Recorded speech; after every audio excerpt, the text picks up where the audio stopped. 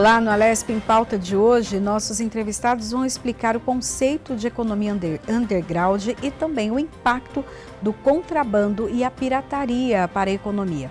Para essa conversa eu recebo Edson Fará, economista e tributarista. Seja bem-vindo, doutor.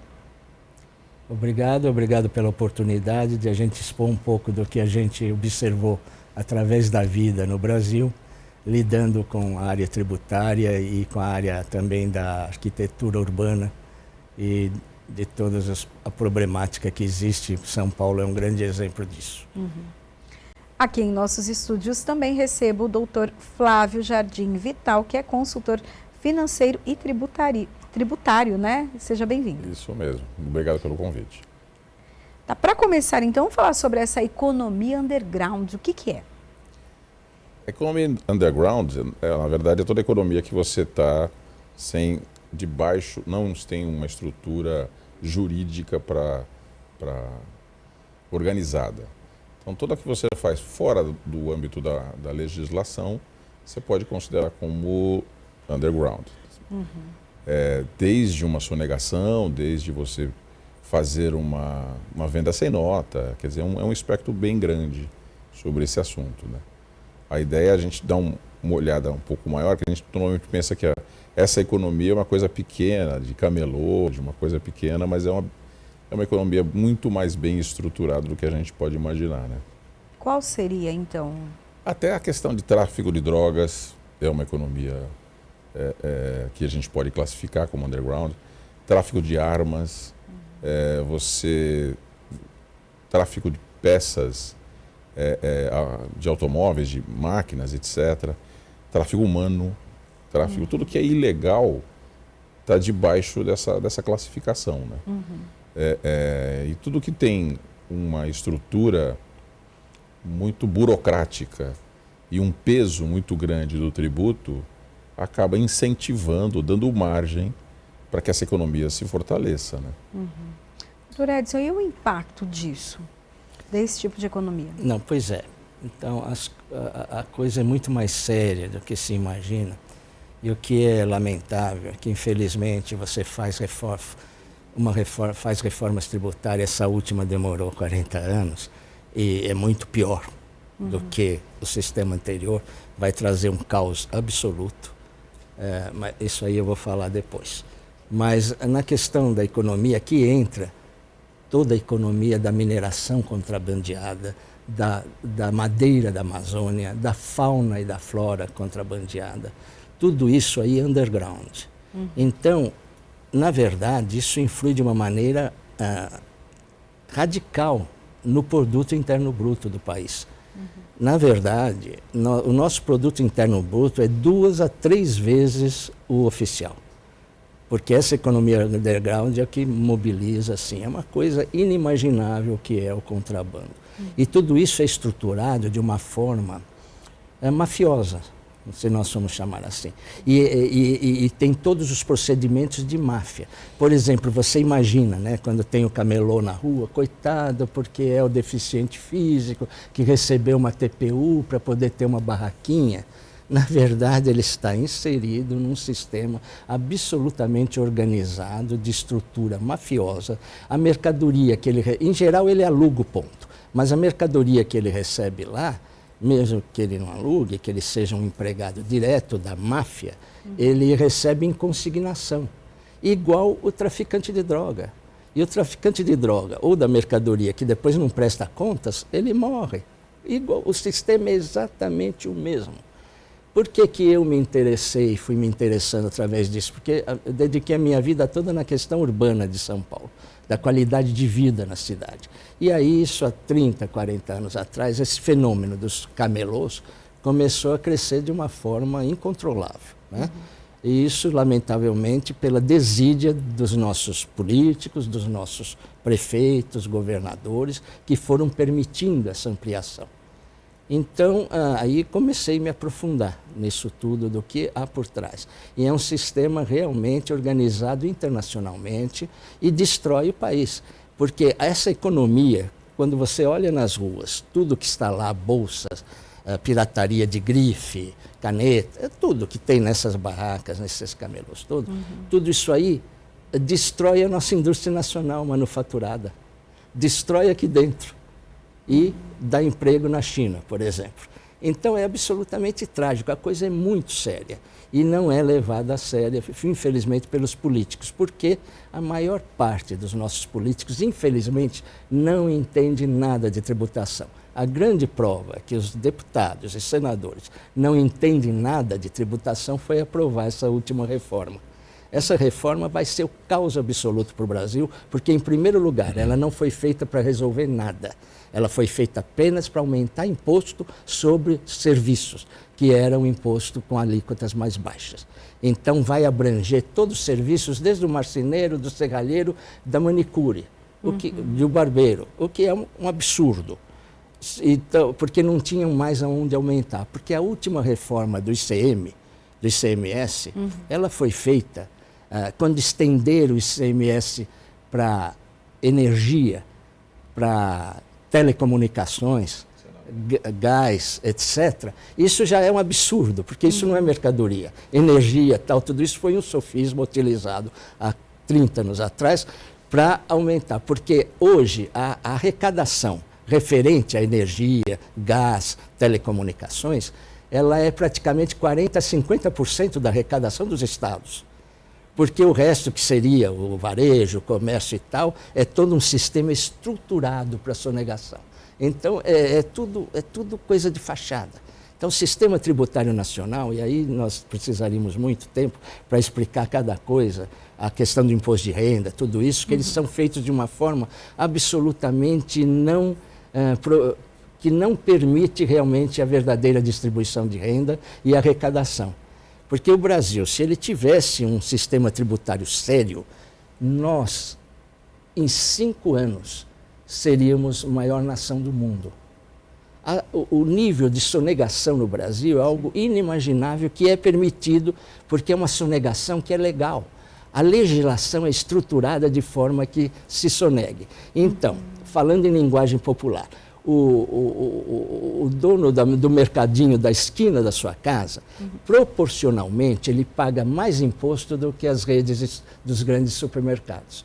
Porque existe uma legislação toda estruturada que, no cômputo final do que se tem a recolher, as grandes redes têm tantos incentivos e tal, que é uma barbaridade. Um deles, por exemplo, a criação de moeda falsa, que é a criação de créditos acumulados, ou créditos subsidiados ou incentivados. Por exemplo, você cria créditos no Brasil para exportação. Se nós exportássemos tudo que se apresenta anualmente de exportação, o Brasil hoje seria o maior exportador do mundo. Na verdade, o que vai é nota para o exterior, tem crédito subsidiado de ICM ou de IPI e na verdade, fica no mercado interno. Então, cigarros é um outro exemplo. Olha, é uma coisa assim inimaginável. Nós precisaríamos de horas, não é o caso deste momento, mas, enfim, é por aí mais ou menos. Doutor Flávio, até dentro de todos esses exemplos, né, que foram apresentados até agora, acaba ficando difícil muitas empresas ou pequenas empresas até trabalhar de maneira formal, porque os impostos são tão altos e, como o doutor Fará falou, a concorrência acaba sendo desleal. Se tem um hipermercado que tem um custo bem menor, mas aquele mercadinho está tentando sobreviver no bairro, tem muito mais a pagar, como que fica essa conta? Existe um problema básico. Eu divido esse assunto em duas. A questão do custo efetivo, de quanto custa o imposto, de quanto o Estado está levando para você. O imposto tem um motivo específico. É o coletivo, quer dizer, o Estado tem que arrecadar para prestar serviços de volta para o coletivo. E aí ele monta uma estruturação para arrecadar esse imposto. E aí o coletivo paga de forma obrigatória para receber esses impostos e esses serviços de volta. Quando você não recebe esse serviço de volta, você começa a ficar um pouco crítico sobre o modelo. Então, eu estou falando disso porque essa questão da economia informal tem muito a ver da percepção de valor que você recebe de volta. Ah, já que não recebo nada, então eu não vou pagar. Um aspecto. Segundo aspecto é a questão da burocracia. A questão da quantidade de tempo e de informação que você precisa controlar e de funcionários. É um trabalho que você tem que fazer para prestar conta para o Estado. Porque o Estado tem dificuldade de fiscalizar. Aí, o doutor Fará falou a respeito da tributação de energia. Por que o Estado fez isso? Porque é fácil de fiscalizar. Se tem muito poucas empresas para você fiscalizar, você tem uma arrecadação, resolve o problema do Estado sobre recurso, mas resolve o problema do cidadão sobre os serviços? Isso é uma pergunta. A questão das pequenas empresas tem uma estruturação hoje no Brasil que é optativa, que é o Simples Nacional. O Simples, inicialmente, foi constituído, foi concebido para ser simplificado, para atacar principalmente a questão da burocracia, para que você consiga montar o seu negócio e que você consiga fazer poucas contas e consiga perceber quanto que você vai pagar. E aí, porque você tem um modelo complexo do outro lado, tem o Simples e você tem os outros modelos tributários. E os outros, dizendo que é muito complicado, etc., acaba, olha, o Simples ficou bom, mas ele tem um limite de faturamento, né? Então, vamos aumentar esse limite de faturamento. Ou seja, eu não estou olhando a causa, eu só estou olhando o efeito. E toda vez que você não cessa a causa, você continua tendo o efeito. Então, aumentar o teto do Simples, ele faz com que o que era um programa para atender pequenas empresas, acabou sendo um programa para atender as outras empresas também. Talvez médias, etc. Então, ao invés de você melhorar o sistema, por exemplo, de lucro presumido, melhorando, por exemplo, o que você recolhe para o INSS, por exemplo, que é uma barreira enorme. Então, deixa eu ter um exemplo. Você pega uma empresa pequena, optou por ser simples, ou até MEI, que é um ganho absurdo. O MEI foi um ganho para o Estado, foi um ganho para a população. Só tem um detalhe no MEI. MEI. É microempreendedor individual. O que tem, tem isso uma taxa, pode ser um marceneiro, pode ser índice, né, de pode ser até rentabilidade, né? Então, ele começa a ser um profissional liberal de uma forma mais simplificada, tá? Muitas vezes ele pagará até mais tributo do que o profissional liberal de fato. Mas a maneira com que foi concebido deixou o sistema mais simplificado. Só que tem um detalhe que muita gente precisa lembrar, tá? Quem está no MEI não está pagando aposentadoria. Quando você paga os seus tributos todos, você paga INSS, mas é o do patronal. E isso não ficou muito bem comunicado na questão do lançamento do MEI. E até hoje eu encontro pessoas que estão pagando lá o MEI, são MEIs. R$70 por mês, e acha 71 agora. Mas agora eu posso me aposentar. Coitado. Não, para você se aposentar, você pode. Você tem origem de recurso. O que você tem que fazer? Pagar o carnê do INSS em separado. Para você poder ter o direito de se aposentar como autônomo. Pelo sistema. Não é como autônomo, como empresário. Como empresário. O MEI é um CNPJ. Mas ele ali em tese já paga um INPS nesses 71 mas não reais, paga o INSS. Mas não paga o dele individual. Não paga o dele. Então, da empresa, mas não o dele. Não paga o dele. E isso eu fiquei quase 12 anos no Fórum Permanente da Micro e Pequena Empresa em Brasília. E eu acompanhei quase todas as modificações que ocorreram na Lei Geral. E tem outras, mas essa, quando foi implementada, eu falei, gente, isso vai dar um problema, porque isso não está muito bem comunicado, os contadores não deixam claro, e detalhe, né? O contador pôde ser simples, pôde estar dentro do simples, porque ele atende gratuitamente no mínimo um MEI. Essa foi a condição inicialmente colocada para que eles pudessem atender e ficar dentro do Simples Nacional, que já é uma coisa maluca, porque a Constituição prevê que as pequenas empresas têm um tratamento diferenciado e facilitado no ambiente tributário. Então, pequena empresa é qualquer um. Então, não seja qual for a sua atividade. Mas deixa isso para lá. Flávio, se me permite aqui, é importante esclarecer. Então, o que acaba acontecendo? Muitas empresas, a ideia da microempresa ou da pequena empresa, né, seria, que tem esses limites de faturamento, seria justamente para que ela se estabeleça e eventualmente todos cresçam, né, queiram crescer. Quando crescessem, passariam para o outro regime. Sim. E o que acontece então na prática? As pessoas passam, as pequenas empresas passam a sonegar para não estourar o limite. Então, na prática, acaba sendo mais uma parafernália da fiscalização correr atrás e tal. O segundo aspecto é a questão que o pequeno empreendedor e tal, ele não é estruturado, realmente, ele não faz parte de organizações, né?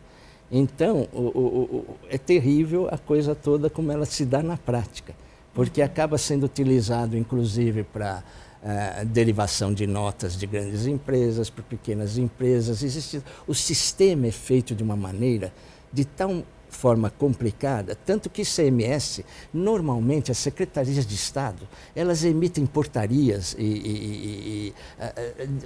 10, 15 por dia. Interpreta isso, interpreta aquilo e tal, uma loucura absoluta. Então o sistema não funciona, né? Mas desculpe ter interrompido, porque o que eu quero falar um pouco é sobre a reforma atual. Isso aí, o que vai acontecer.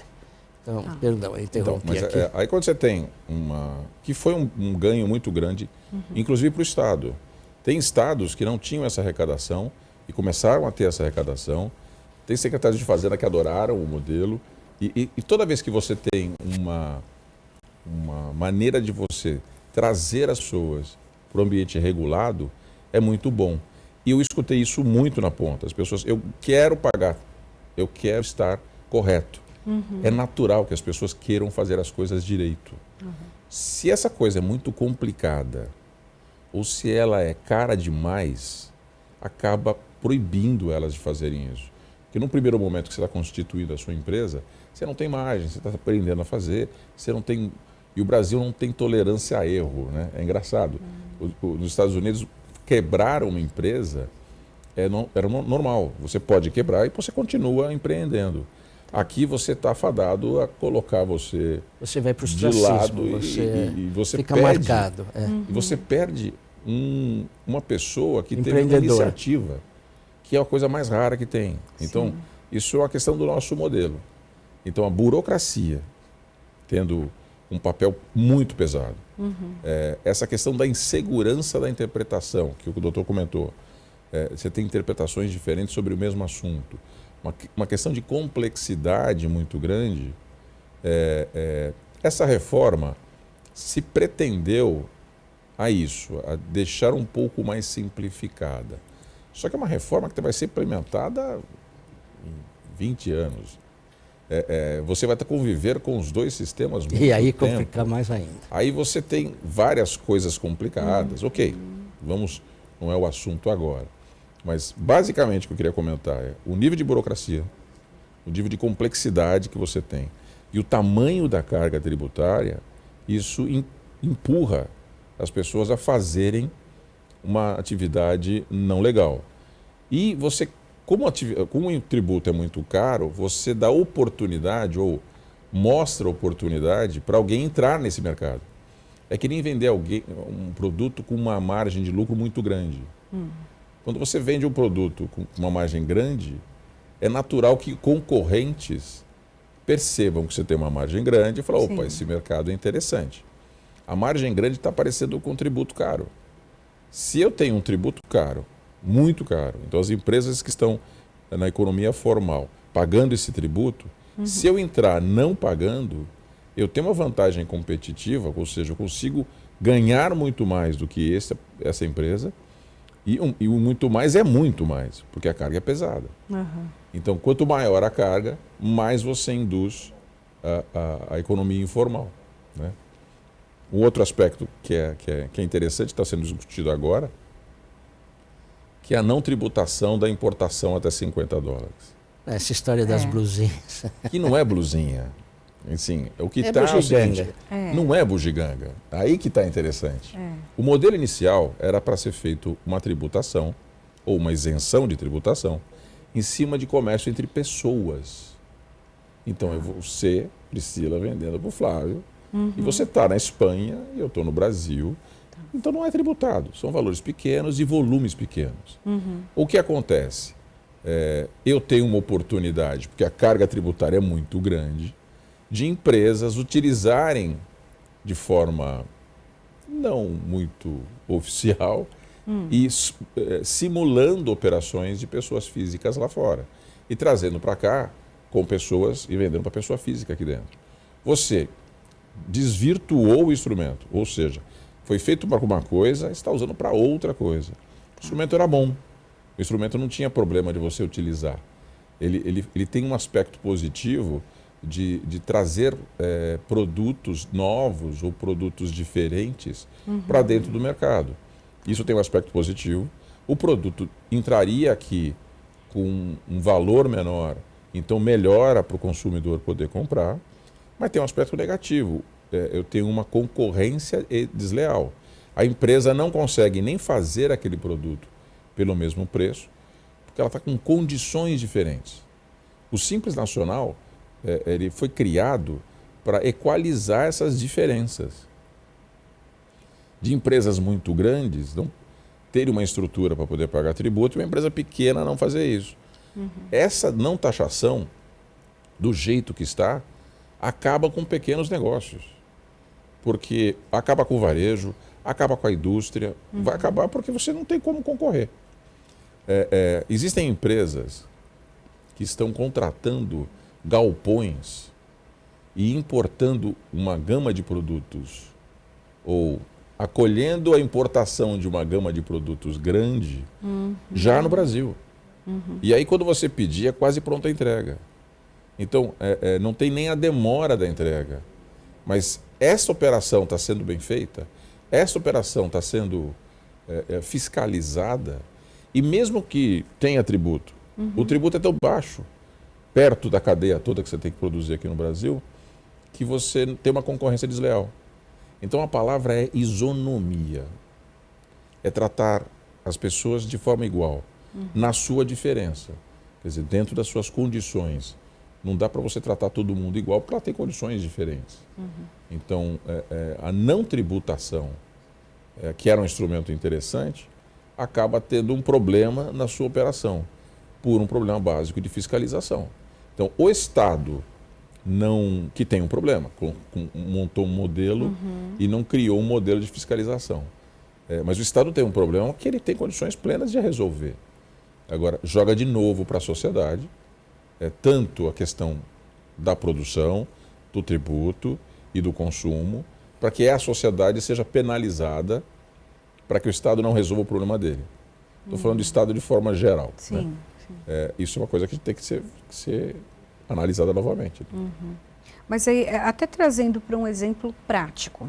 Então, o senhor está falando que, por exemplo, uma calça que é comprada, que é produzida aqui no Brasil, aí tem todas as taxas, os impostos, os custos, enfim, ela custa, vamos lá, R$100. Lá fora se compra pela internet algo bem semelhante por 50. Isso. Chega aqui sem tributação. Se for vendida por uma pessoa física lá. Sem tributação. Ou seja, mas não é entra bem então... assim, porque essas grandes... Isso que Não, está... estou falando no modelo, o modelo teórico. Isso mesmo. Isso. Agora, uma coisa engraçada. Além do valor sem tributação e o valor ser muito pequeno, não tem nenhum tributarista que consegue falar que a carga tributária de um produto específico é tanto. Não dá para você definir quanto de tributo tem nesse produto. É tão complexo a conta. Agora, se eu importar de Taiwan, da China, da Romênia, seja de onde for, e o imposto é tanto, eu sei quanto custa. É só aquele tributo. Então, o nível de complexidade no Brasil é muito mais perverso do que a própria tarifa. Então, o quanto complicado é você saber quanto que você vai colocar de tributo. E detalhe, isso pode mudar. Então, Como é que você vai fazer qualquer tipo de investimento em alguma coisa onde o tributo que eu pagava de uma hora para outra pode mudar? Quer dizer, você não sabe quando você vai ter um retorno sobre o investimento que você fizer. Então, estas inseguranças são papéis do Estado. Quanto mais previsibilidade, quanto mais segurança do futuro, quanto mais eu sei quanto eu vou pagar no futuro. As regras do jogo bem definidas. Fazem com que as pessoas se adequem, as pessoas se adaptem, as pessoas consigam planejar o que vão fazer e tomem decisões. Isso eu posso fazer, isso eu não posso fazer. Isso cabe tanto para uma pessoa que está no Brasil, como investimento internacional. Tanto para quem vai montar uma padaria, como vai montar um salão de beleza, como quem vai fazer uma usina hidrelétrica. Quer dizer, os parâmetros são os mesmos. O Estado, nos seus 3 poderes, tem o dever de dar previsibilidade. Principalmente atualmente na questão jurídica. Se eu tenho uma lei que um juiz interpreta de um jeito, o outro interpreta de outro, eu vou ficar seguro de fazer alguma coisa? Assim, a relação entre pessoas e essa paz social se dá, existe um instrumento que a gente criou para tratar de paz social, chama judiciário.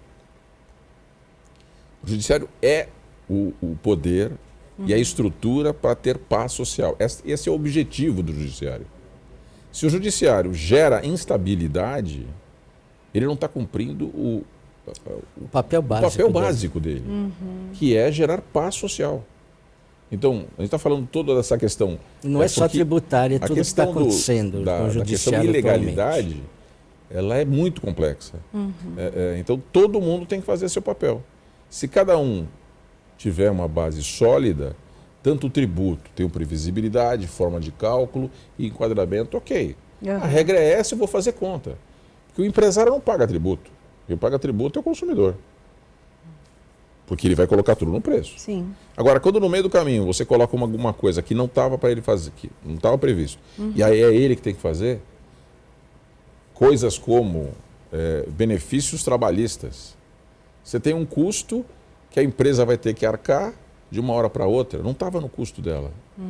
Então, como é que ela vai colocar aquilo? Ela tinha uma maneira de fazer conta que é baseado no faturamento. Aí, no meio do caminho, é baseado na relação comercial. A tua estrutura de custo mudou. Sim. E como é que você fica com esses 2 momentos juntos? Como é que ele faz custo? E se fica mais caro para o consumidor, ele também tem a opção de não comprar. E no legal, ele vai acabar comprando. Porque tem uma necessidade humana. A gente falou, o doutor fez uma entrevista com relação à Cracolândia e etc. E outros aspectos qualquer. A pessoa precisa de moradia. Ela vai arrumar um jeito, ela precisa dormir, ela precisa descansar, ela precisa comer. Ela vai arrumar um jeito de fazer isso. Entendi. Então, quanto mais complicado a gente fizer as coisas, mais jeitos diferentes vão acontecendo ao mesmo tempo. Então, organização social supõe que alguém vai fazer alguma coisa simples, que dá muito mais trabalho fazer coisa simples do que coisa complicada, né? Mas o desafio é esse, basicamente. Bom, nós vamos fazer um rápido intervalo, ainda tem muito para falar sobre esse assunto, daqui a pouquinho a gente volta.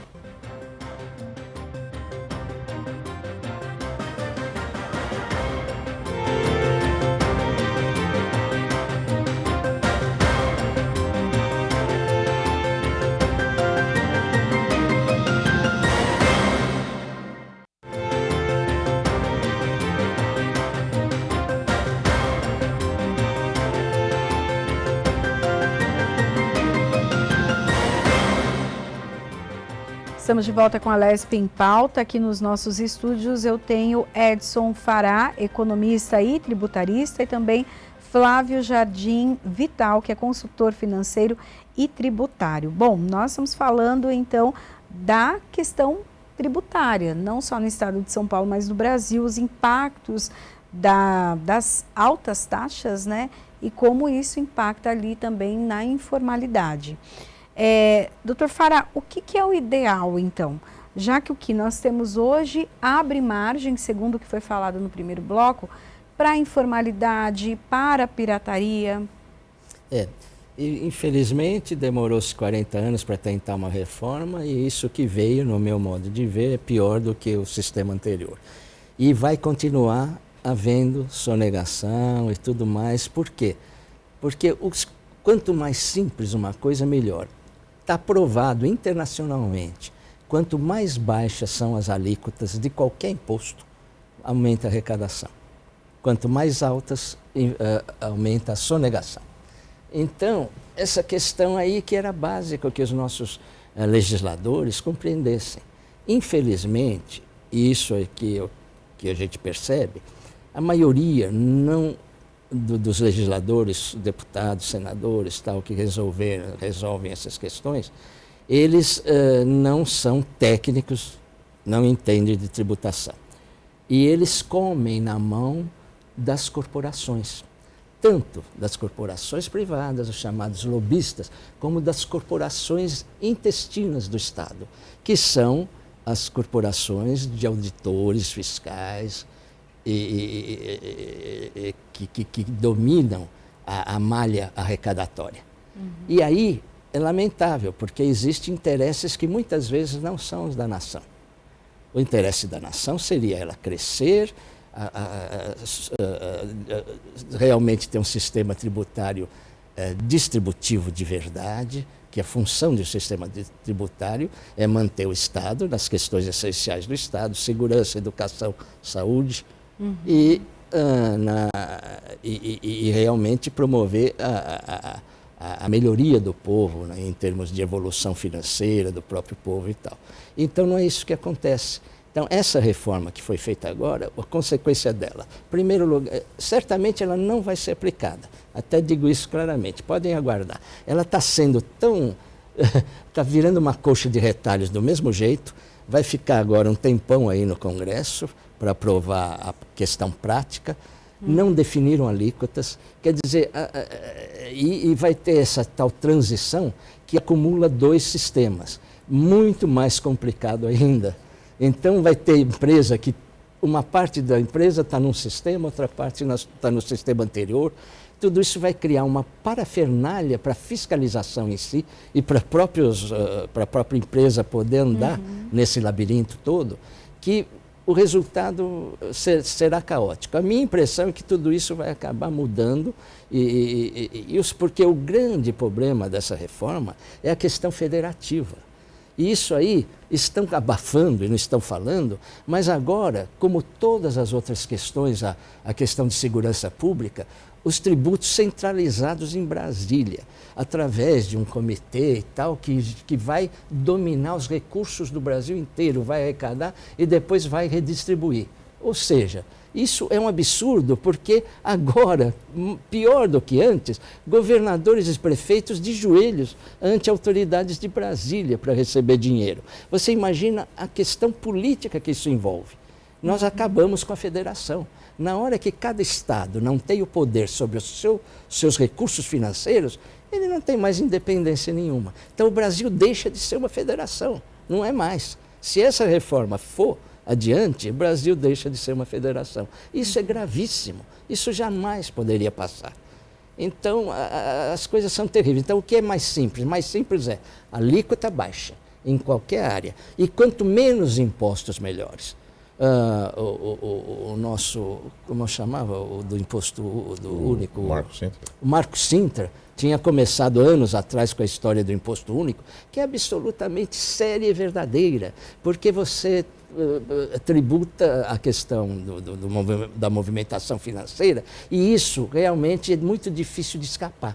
E com alíquotas baixas, e daí depois você cria um sistema distributivo. Muito bem, o general Peternelli apresentou agora, isso se valeria um programa de apresentar, trazer o general Peternelli aqui. Ele não foi reeleito deputado, mas ele apresentou um sistema perfeito, aperfeiçoando o do Marco Sintra. a questão de um imposto único, e acabava com toda essa guerra fiscal entre os estados, que um estado quer pôr alíquota menor do que outro, tudo, que foi a desculpa para essa reforma, dizendo que vai acabar com a guerra fiscal. Não vai acabar nada. Vai continuar toda uma parafernália e vai continuar havendo cada vez mais a economia underground. Porque a questão séria da economia underground, a questão da mineração, a questão de todo o contrabando e pirataria, isso é questão de segurança nacional. Então, a coisa vai tão longe. E os lobistas que existem em cima disso tudo, que criam e na verdade nada se resolve, ficam discutindo, sabe? O sexo dos anjos, mas na prática não conseguem chegar a um funciona. Isso aí uma coisa interessante, tem o da pirataria. Pirataria você pode ser uma marca, produto, etc. Mas se você tem um produto, você tem uma mercadoria, ele com uma moeda corrente, né? Ou você faz escambo, mas normalmente você faz com moeda. A pior, isso quando você quer acabar com uma economia, você coloca produtos de baixa qualidade, etc. Então as pessoas gastam dinheiro e recebem um produto que não é tão bom. Se você quer acabar com a economia como um todo, você coloca um negocinho chamado dinheiro falso. Isso é um ataque ao Estado. O que é um dinheiro? Como que a gente pode entender Dinheiro um dinheiro falso? falso? Falsificar dinheiro. Falsificar. Você vai pegar uma nota de real e a nota é falsa. E tem por aí. E isso é pirataria. Você está fazendo uma pirataria do dinheiro. Entendi. É só para você ter uma impressão do o quão grave é usar pirataria para atacar um país. Então você pode estar em guerra por várias maneiras diferentes. Ninguém precisa estar invadindo o território de ninguém, etc. Ou você espera que esse país fique fraco o suficiente para que eu possa entrar facilmente. Então você tem várias maneiras de fazer isso. Uma é bagunçando, deixando uma bagunça geral, etc. Aí como você tem uma desorganização numa casa, é fácil alguém entrar nessa casa e colocar ou fomentar, aumentar a bagunça, ou organizar do jeito que ela quer, né? A pirataria tem um impacto enorme num país. E a essência de entender ela é você fazer a pirataria do dinheiro. Você colocar moeda falsa circulando no país. Quem tem a detenção e quem pode fazer moeda é o governo, por um motivo óbvio. O governo supostamente são todos nós. A gente confia que ele está representando a vontade da maioria. Então, esta é um problema sério para ser discutido. E a burocracia, uma coisa engraçada. Você estava falando, eu estava lembrando de um projeto antigo. Você quer resolver o problema da simplificação tributária? A Receita Federal hoje tem, acho que o 4º ou 5º equipamento de computação mais potente do mundo. Esse valor 4º ou 5º eu estou chutando, eu não tenho esse dado corretamente. Mas o equipamento é bem potente. Eu poderia perfeitamente fazer um modelo onde eu mando para você, empresário, para você, cidadão, do jeito que está sendo feita agora a questão da declaração de imposto de renda, você manda para ele o quanto ele vai ter que pagar de imposto. Acabou. E manda a distribuição. Faça, já que deixa de ser autodeclaratório. Deixa de ser autodeclaratório. Você pode até continuar sendo, mas eu falo o seguinte, eu aceito a conta que você está fazendo. Para ver o nível de dificuldade que a gente tem para chegar no imposto a pagar. O empresário gasta quase 40% do seu tempo em burocracia. Ele não gasta, 40% do tempo dele, ele não está vendendo, ele não está inovando, ele não está procurando novos clientes. E, perdão, a burocracia não é só na área tributária. Dependendo do ramo. Trabalhista, de saúde, de higiene, é um negócio, sim, então, assim, quanto mais você simplificar as relações, E nós estamos vivendo numa época onde o poder computacional de processamento de dados é muito grande. Então, assim, cadeias produtivas como a da automotivo, por que eu não posso fazer com que a montadora, por exemplo, você não paga nenhum imposto aqui, porque na verdade você não paga, você paga só o imposto adicionado no processo. Mas faz com que a montadora recolha todo o imposto da rede, do processamento dela. Para o Estado, só fiscaliza a montadora.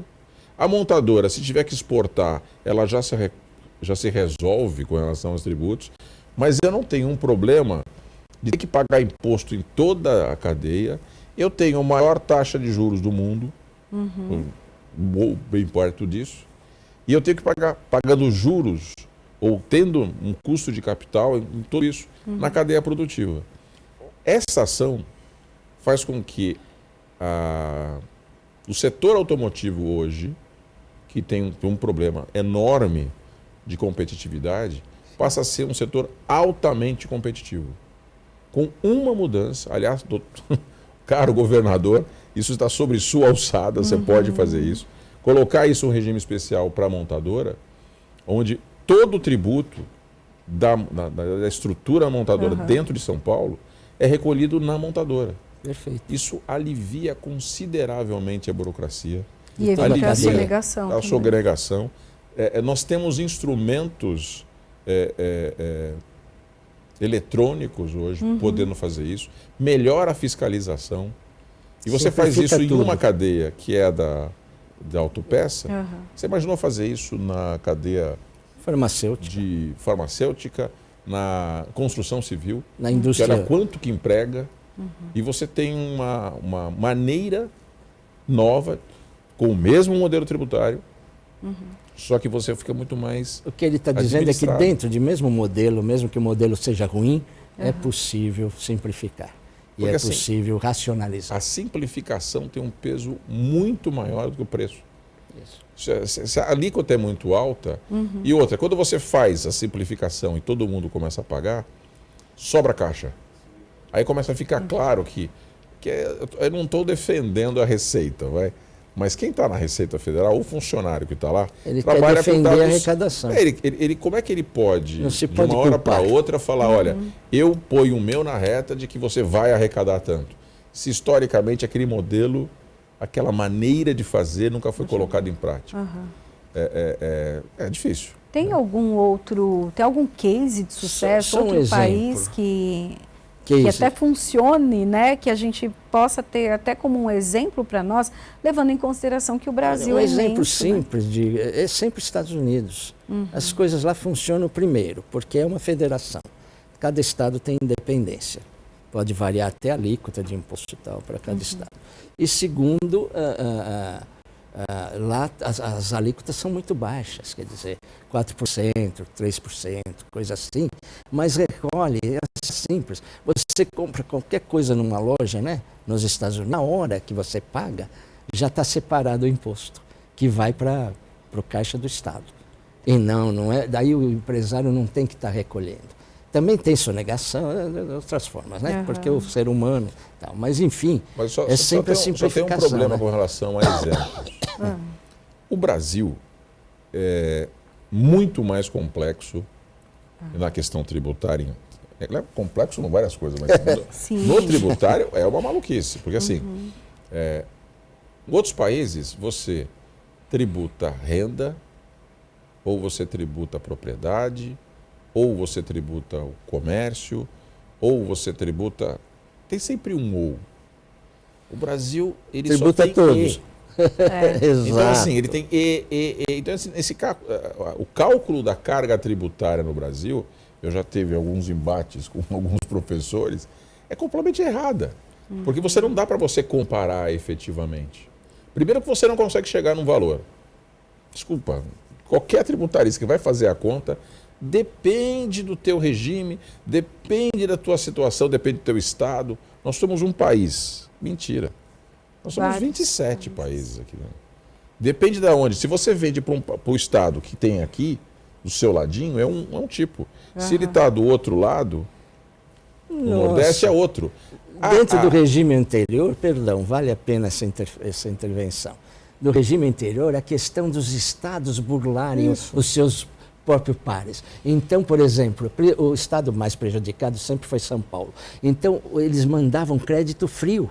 Quer dizer, então os estados avalizavam para que viesse, existem alíquotas diferentes, se o estado vizinho, Paraná, ou se é Rio Grande do Sul, que não é vizinho, então valia a alíquota. Mas os estados vizinhos, Mato Grosso e tal, a alíquota seria menor, 7%, para os não vizinhos, 12%, muito bem.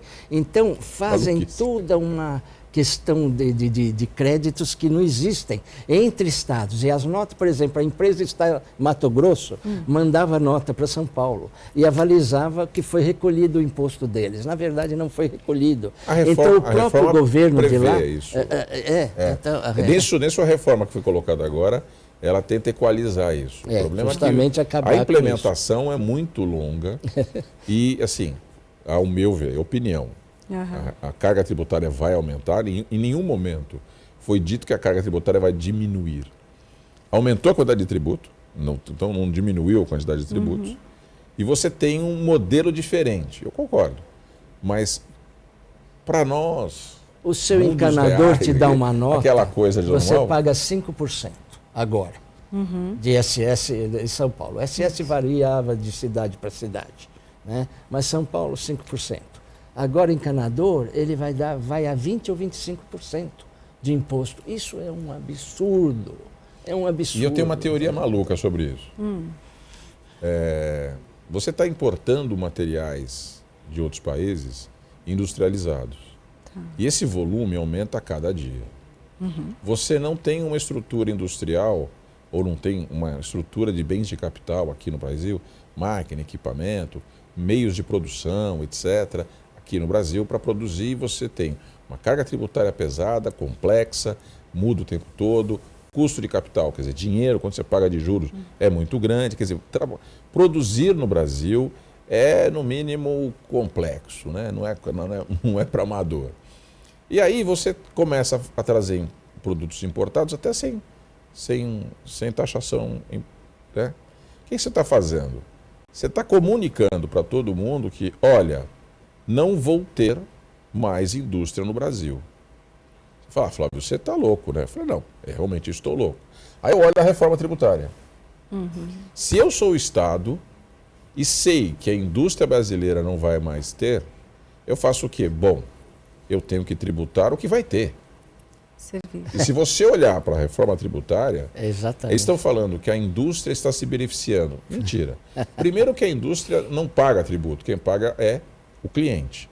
Ele está fazendo um ajuste e a indústria sempre pagou muito mais, porque era relevante.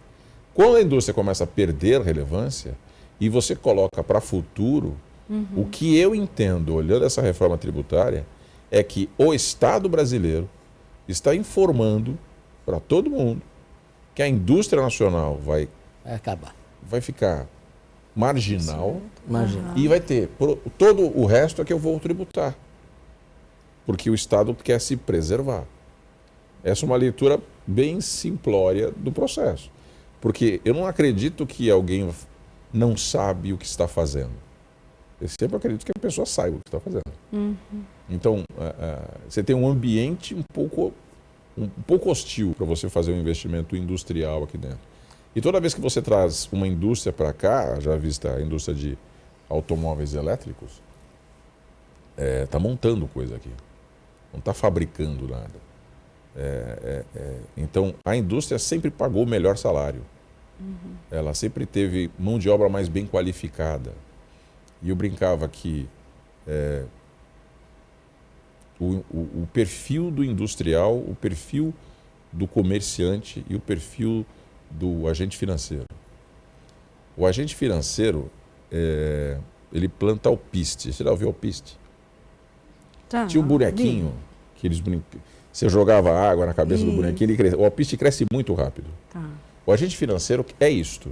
Ele quer um retorno muito rápido. O comerciante, ele planta alface.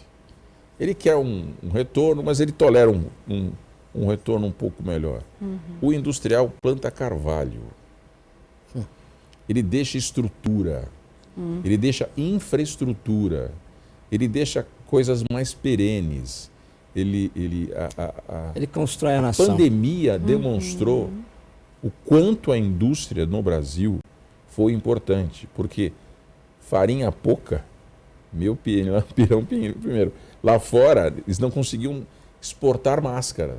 A gente produziu aqui. Os equipamentos de produção de oxigênio foram feitos aqui no Brasil e nenhum outro lugar do mundo foi feito tão rápido quanto aqui. Nós temos quase todas as cadeias de produção aqui dentro, salvo as cadeias eletrônicas de chip, etc. Que nós temos um problema estruturante. Mas se você desmontar isso aqui, o Brasil está distante das cadeias de produção do mundo. É longe chegar aqui. A gente acaba ficando refém, então. Fica refém. Então é um problema de segurança nacional. Os Estados Unidos já se tocou disso há um tempinho, né? Então ele começou a puxar novamente a indústria para dentro e ser autônomo em questão energética. O Brasil tem o melhor modelo de energia sustentável que tem, que é o etanol. É melhor que o elétrico, muito melhor que o elétrico. Nós temos uma infraestrutura instalada, nós temos tecnologia instalada, nós temos atividade econômica acontecendo. Implementar modelos onde você tenha que pegar o seu carro, andar 2 horas e ficar mais 1h30 carregando num país desse, quer dizer, se você for para Campos de Jordão, você não vai. Você não sobe a serra. Quer dizer, essa imposição que estão fazendo agora do carro elétrico vai destruir o nosso modelo de etanol. Carro elétrico. É tudo, sabe? É tudo num nível sempre de desmonte. O modelo carro elétrico para urbano, para pequenas, até faz muito sentido. Agora, para o Brasil como um todo, assim, não dá para você chegar e falar que agora taxaram para quem importar equipamento, carro elétrico. Quer dizer, não dá para entender. Eu quero trazer ou não quero trazer? Ou só para quem já está aqui dentro? Para incentivar ou não. Né? Então são movimentos interessantes. Conflitantes e que nunca se sabe aonde queiram chegar, né? Agora, é importante mais uma vez dizer sobre a questão de sistemas tributários. Todo sistema tributário que começa a ter muita exceção, que inclui e que torna alguns setores imunes, outros isentos, etc., etc., isso não funciona. E isso tudo continua, lamentavelmente. Não pode. A ideia de simplificação é não haver diferença para ninguém. Sejam igrejas, seja área cultural, sejam... Tem que ser todos iguais. Então aí aumenta a arrecadação com alíquotas baixas. E quanto mais baixa a alíquota, em qualquer área aumenta a arrecadação. E o modelo de fiscalização tem que ser simples. Isso. Muito simples. Exatamente. Porque aí você tem um custo de arrecadação pesado. Entendeu? Quanto mais fácil for a arrecadação, quanto mais... transparente e linear. O cidadão entender melhor o processo de como é que ele paga tributo, ele vai pagar. Ele prefere pagar. O brasileiro é engraçado, e eu me incluo nessa. A gente prefere seguir regra. A gente acha sempre que não. Se essa pessoa está não infringindo a lei, ela vai ter alguém que vai fazer com que ela cumpra a lei. A gente gosta de seguir a lei. Gosta de fazer bem feito. É uma característica nossa. Então, coloca uma estrutura simplificada, num valor adequado, que isto vai acontecer e vai funcionar. Eu ainda sou otimista com relação ao nosso país. A questão do que é justo, né? Bom, eu quero agradecer então os meus convidados hoje, também deixar aí um minutinho para a consideração final de cada um deles. Primeiro agradecendo o Dr. Edson Fará, que é economista e tributarista. Muito obrigada. Falo agora? Bom, eu queria só deixar um conselho, não se dá, né? Mas eu só queria pedir como cidadão brasileiro que os nossos legisladores, deputados, senadores, vereadores, passassem a entender das matérias em que eles legislam. principalmente dessas matérias essenciais como é a questão tributária. Então, o que eu pediria é que realmente eles deixassem de ser assessorados por lobistas de diversas áreas, seja dos interesses privados ou sejam mesmo dos interesses corporativos, do funcionalismo público e tudo mais, para legislar sobre essa questão essencial. Porque o que importa é a nação e não privilégios particulares que não visam o bem da nação, do povo. Então é isso que eu pediria, que enquanto não acontecer isso, estaremos subordinados a equívocos, como é essa última reforma tributária. Ela certamente não vai vingar, é a minha intuição. As coisas mudam muito, né? Como dizia Magalhães Pinto, a política, cada hora é uma nuvem, muda, né? A minha intuição é que essa reforma não vai vingar e vai ser tão remendada que na prática não vai continuar tudo a mesma coisa. Quero agradecer também a participação aqui conosco do Dr. Flávio Jardim Vital, que é consultor financeiro e tributário. Obrigada, doutor. Obrigado pelo espaço. A Alesp tem um trabalho muito bom sobre essa ótica de você perceber esses detalhes. O quanto menor for a burocracia, fica muito mais claro. As frentes parlamentares aqui da Alesp também têm um papel muito importante para escutar as dores da sociedade civil e fazem isso muito bem. Parabéns pelo trabalho. Agora, esse movimento tem que ser uniforme. Todo mundo tem que estar olhando para a desburocratização, que eu acho que é a palavra que eu gostaria de deixar aqui. Simplifica, que é melhor. Verdade. Obrigada, doutor. Bom, a Alesp em Pauta fica por aqui. A gente se encontra na programação da Rede Alesp. Até o próximo programa. Tchau, tchau.